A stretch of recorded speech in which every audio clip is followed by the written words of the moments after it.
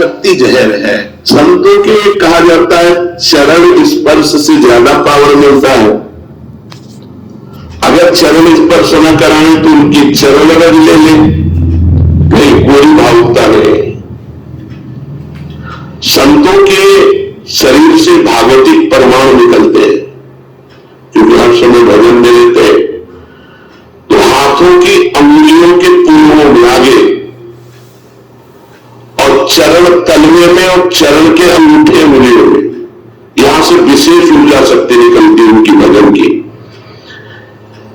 इसीलिए विद्युत परमाणु जैसा काम करती चरण रज, बिजली जैसा काम, क्योंकि तलवे में और चरण के अंगूठे में वो स्पर्श हुई चरण रज विशेष। पैर छूने से लाखों गुना लाभ चरण रज से मिलेगा।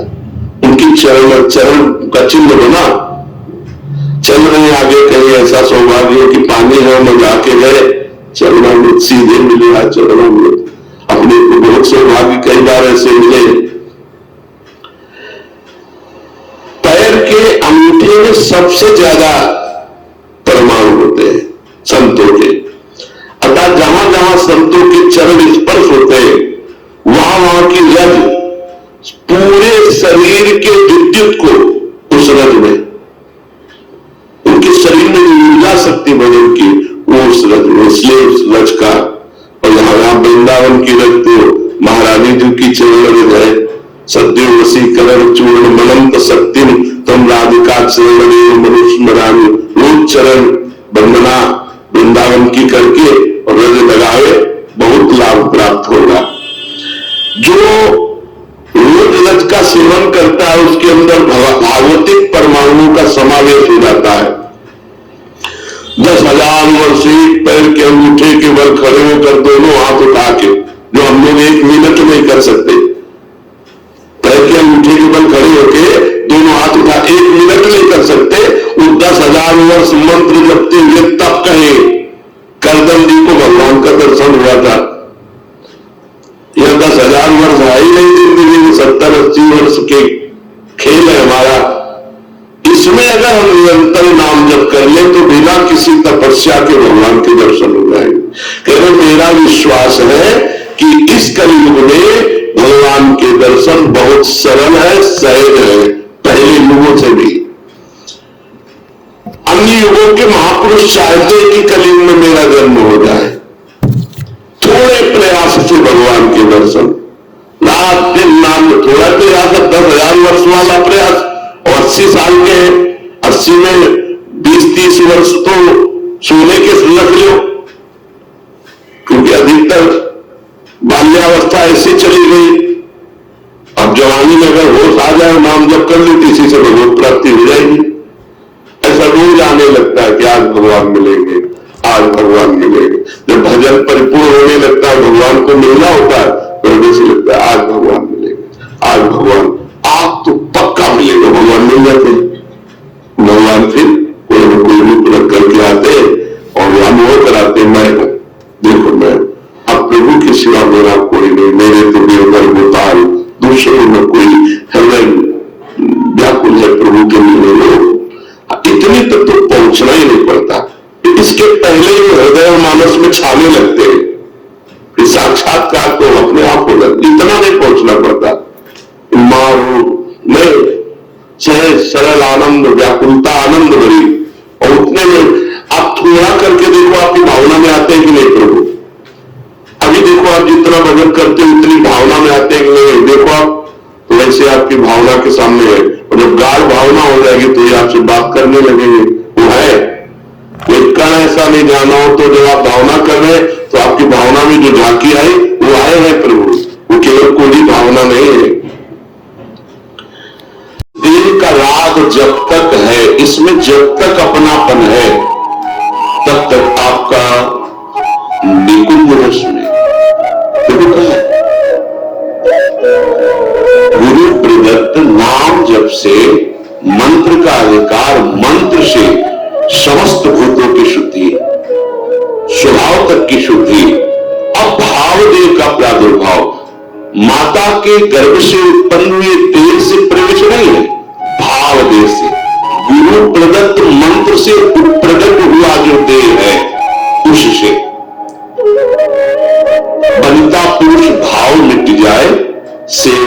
चितादिक के भाव मानसी गढ़े चित्त, उसके चित्त में ही अनुभव होने लगता है अपने दिव्य देह का, चिदानंदमय देह का। फिर वो मानो राजमार्ग पे खड़ा हो गया, राजमार्ग जैसे बना हुआ जीटी हो, अब आंख मूंद के दौड़ने पर भी गिरने की संभावना नहीं, अब संभावना खत्म, माया उसको स्पर्श भी नहीं कर सकती। भगवत भजन की ये माइक अशुद्धि को दूर करके दिव्य देह भाव देह की अभिव्यक्ति जब तक नहीं है तब तक लीला में प्रवेश नहीं होता, छिन छिन विरत संग ये अनुभव नहीं होता। अब भाव देह में जो सेवा होती है, जो सुमिरन होता है, जो भजन होता है, वो है भजन। तो इस भजन से उस भजन की प्राप्ति, भजन से भजन की मांग, ये होगा गुरु प्रदत्त मार्ग से ही, ऐसे नहीं। विधि मार्ग की नियमबद्धता इस उपासना में दृढ़ करेगी। ये चैतन्य मंत्र अंदर जाकर के आपकी भावना को सार्थक करता चला जाएगा। उपासक के भाव देह के विकास के साथ साथ इसके सामने उसके आराध्य देव का ज्योतिर्मय धाम, आराध्य देव की गूढ़ रस रीति प्रकाशित होने लगती है। ध्यान दीजिए,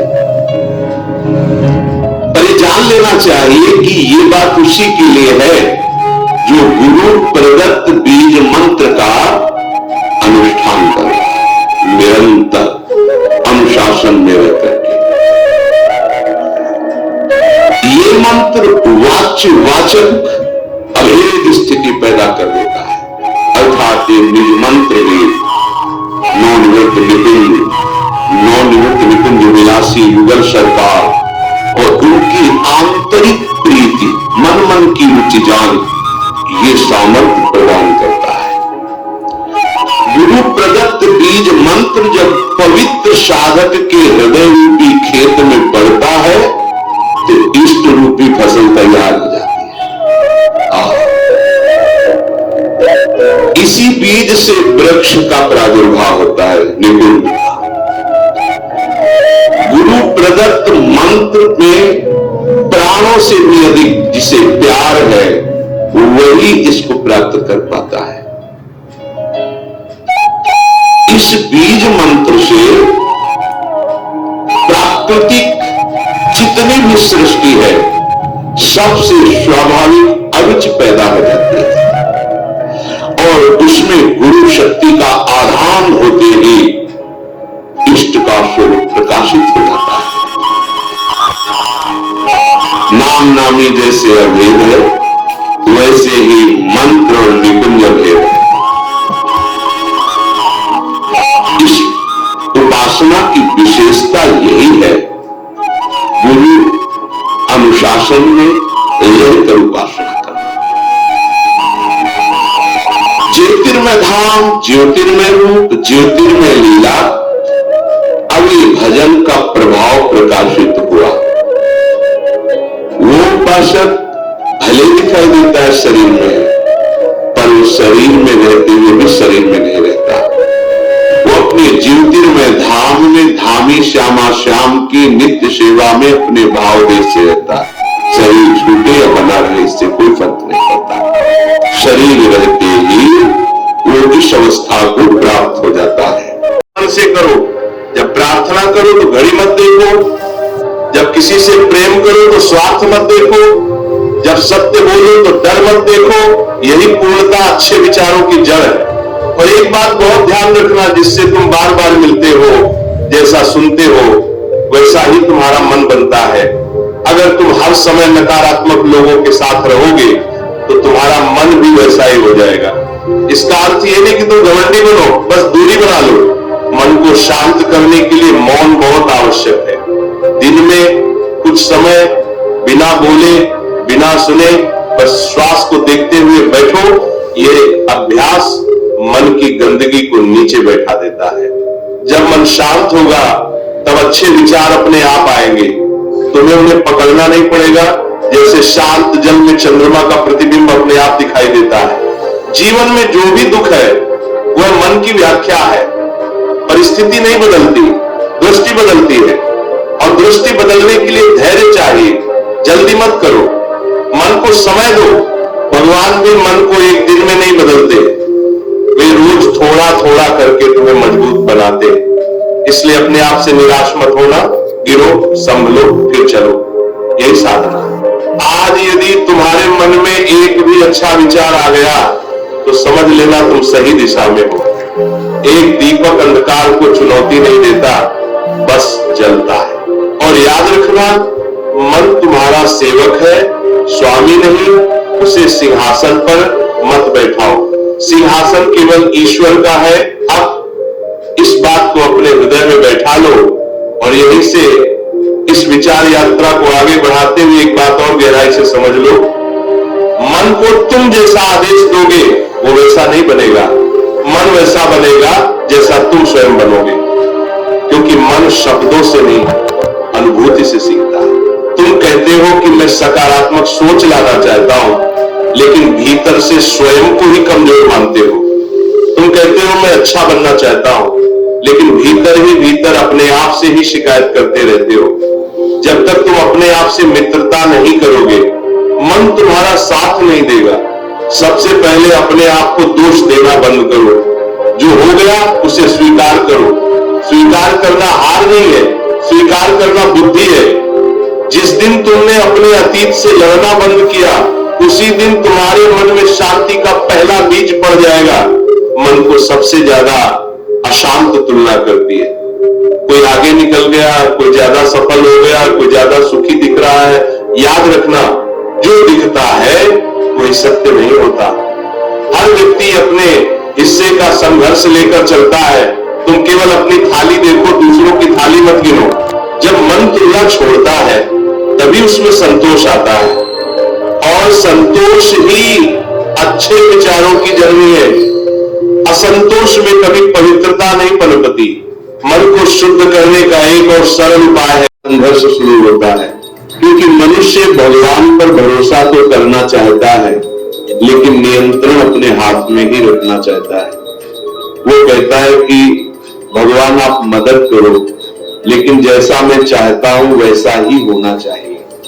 और यही सबसे बड़ा टकराव है, क्योंकि जहां शर्त होती है वहां समर्पण नहीं होता, वहां सौदा होता है, और सौदे से कभी शांति नहीं मिलती। ब्रह्म मुहूर्त में जब तुम कहते हो हे प्रभु मैं समर्पित हूं, तो इसका अर्थ ये नहीं कि तुम कर्म करना छोड़ दोगे। इसका अर्थ ये नहीं कि तुम जिम्मेदारी से भाग जाओगे। इसका अर्थ ये है कि अब तुम परिणाम की चिंता छोड़ रहे हो। अब तुम ये मान रहे हो कि मेरा काम है प्रयास करना, दिशा तय करना नहीं। क्योंकि दिशा वही तय करता है जो पूरी तस्वीर देख सकता है, और मनुष्य पूरी तस्वीर नहीं देख पाता।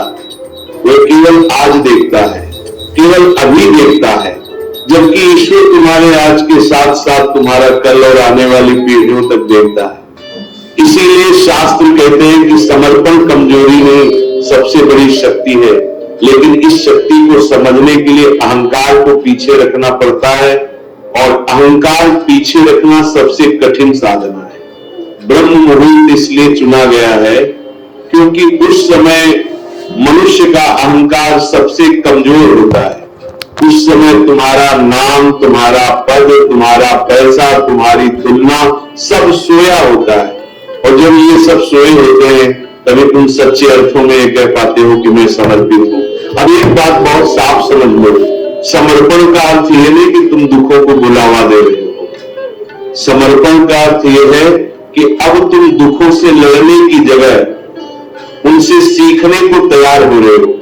क्योंकि जीवन में दुख तब तक आता है जब तक वो कुछ सिखा न दे, और जैसे ही सीख पूरी होती है दुख का कारण अपने आप समाप्त होने लगता है।